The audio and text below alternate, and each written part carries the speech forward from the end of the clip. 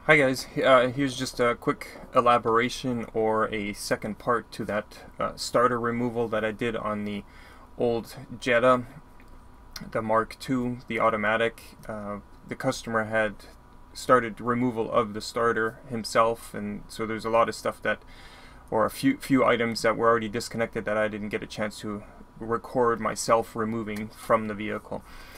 So following this little clip, you'll see those parts, or me pointing out those parts.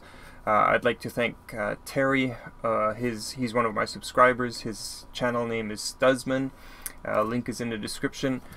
Through his comment, he reminded me that I actually had recorded the missing parts that he was wondering about. But anyways, hopefully that'll make sense. If you have further questions on exactly how that starter is mounted, but it should be fairly straightforward after watching part 1 and this little bit, just let me know. Thanks for watching. Since some of this was already removed by the customer, I couldn't show you removing certain things. There's a support bracket right here, a brace that mounts up to the heat shield at the top. It's not focusing, sorry.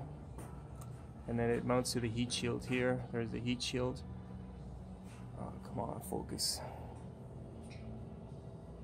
And then there's two nuts, one here and one here, that secure the bracket to the starter, and the nut up top at the heat shield. Here's the new driveshaft flange seal. That's the old one. Just gonna put some fresh grease in the CV joint, put it back together, and she's good to go. I already tested the starter or activated it, so I know it's working and it's not binding.